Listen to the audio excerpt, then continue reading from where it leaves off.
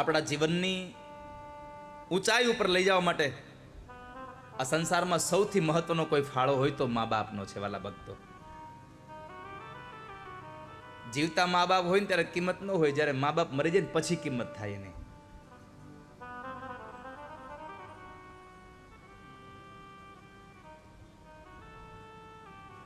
જ્યારે મા મૃત્યુ પામી હોય અને આપણે બીમાર પડીએ અને ત્યારે દીકરી જ્યારે બાજુમાં આવે અને દીકરી બાપુજીને દવા બધું આપતી હોય ને, ત્યારે દીકરીને જોઈને એમ થાય કે મારી માએ મારું આમ જ ધ્યાન રાખતી હો.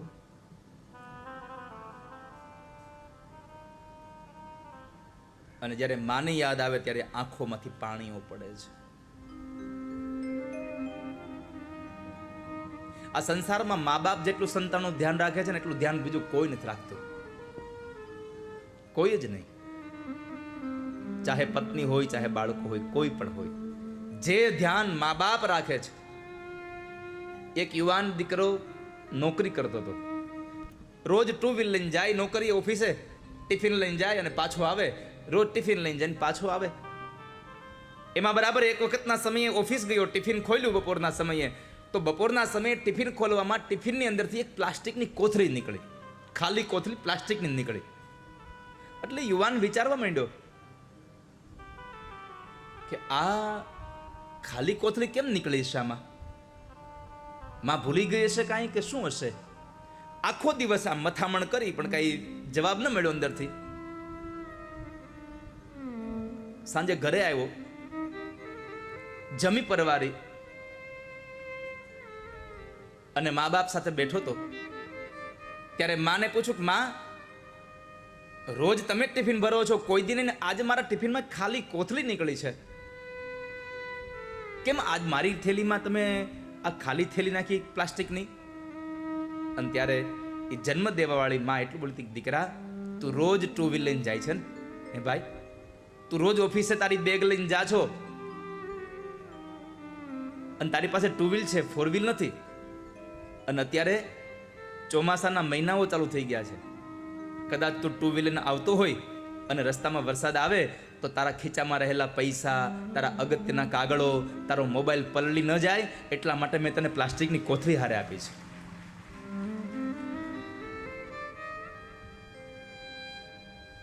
આટલું ધ્યાન માં રાખે. સમય ઘણો વ્યતીત થઈ ગયો. દીકરાને એના પત્ની આવી ગયા, એના ઘરે દીકરાઓ મોટા થઈ ગયા, મા બાપ મૃત્યુ પામ્યા હતા. એમાં એક વખતના સમયે દીકરો ઓફિસે ગયો અને ઓફિસેથી નીકળ્યો અને ત્યારે બરાબર વરસાદ પડ્યો અને પોતાનું ટિફિન ખોલ્યું, પોતાની બેગમાં જુએ પણ ક્યાંય પ્લાસ્ટિકની કોથળી નહોતી. ત્યારે માની યાદ આવી કે માં હોત તો આજ પ્લાસ્ટિકની કોથળી મારી બેગમાં હોત, મારી માં હોત તો મારી કોથળી આજે આ મારા કપડા આ બધું મારું બગડી ન જાત.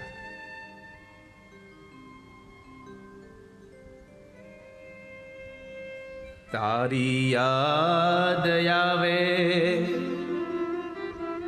મારા પાપણે પાણી પડાવે, મારી જન્મની દેનારી મને તારી યાદ આવે. તારી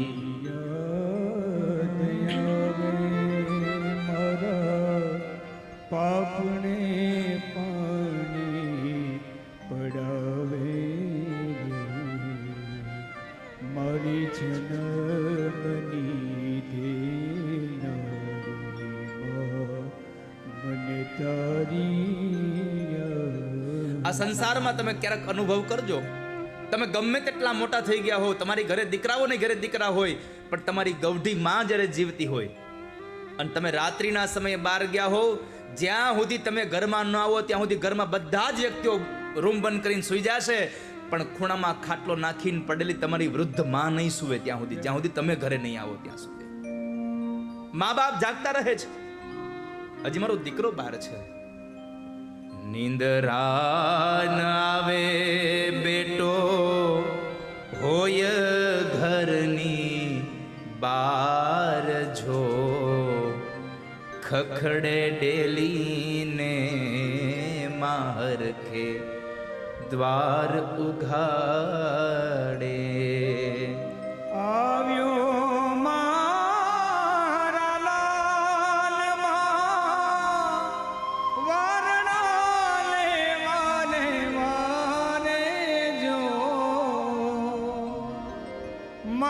જન્મની દેનારી માં મને તારી યાદ આવે. તારી યાદ આવે મારા પાપને પાણી પડાવે જો. મારી જન્મની દેનારી માં મને તારી યાદ આવે. એક જન્મની દેનારી માં એવી છે કે દીકરો ગમે તેવો થાય તો માના મોઢામાંથી દીકરા માટે કોઈ દી કુભાવ ન જન્મે.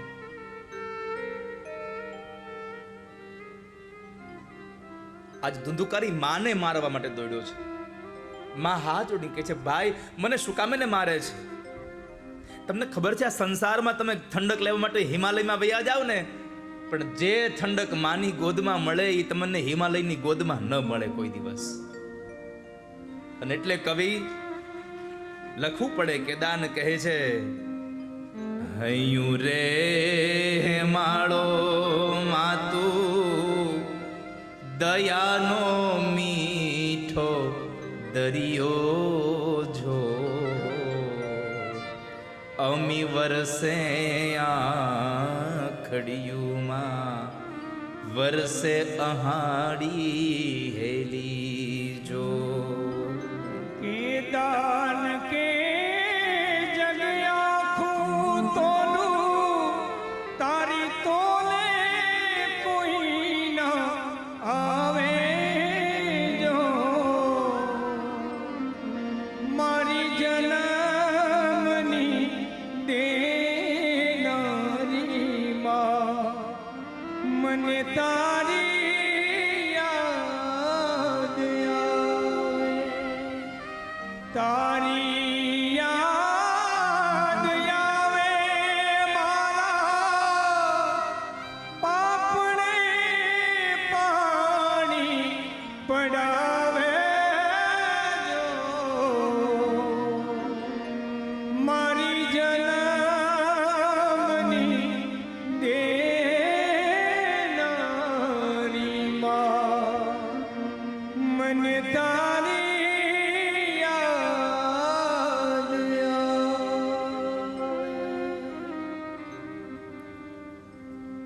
હૈયું રે હેમાળો ન માં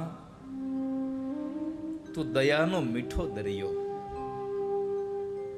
દરિયાનું પાણી હંમેશા ખારું હોય, પણ માં તો એટલી દયાળો મીઠો દરિયો છે. જેમ આકાશમાંથી અષાઢ મહિનામાં હેલીઓ વરસે, એમ હે માં તારી આંખમાંથી અમીની હેલીઓ વરસતી હોય છો. માની આંખમાં સદૈવ અમીની હેલીઓ જ હોય. માને એક દીકરો હોય તો ભલે, ને 4 દીકરા હોય તો ભલે, જે પ્રેમ માં મોટા દીકરાને કરતી હોય એટલો જ પ્રેમ માં નાના દીકરાને પણ કરતી હોય. એની બધી જ આંખો હરખી હોય છે.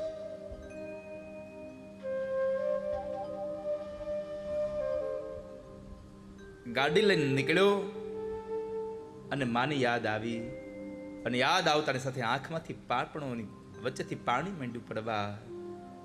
તારી યાદ આવે મારા પાપણે પાણી પડાવે જો. એ જન્મની દેનારી મને તારી યાદ આવે. તું જ જનેતા હે માં. ધુંધુકારી માને દુઃખ દઈ રહ્યો છે. માં રડી રહી છે, ભાઈ મને ન હેરાન કર.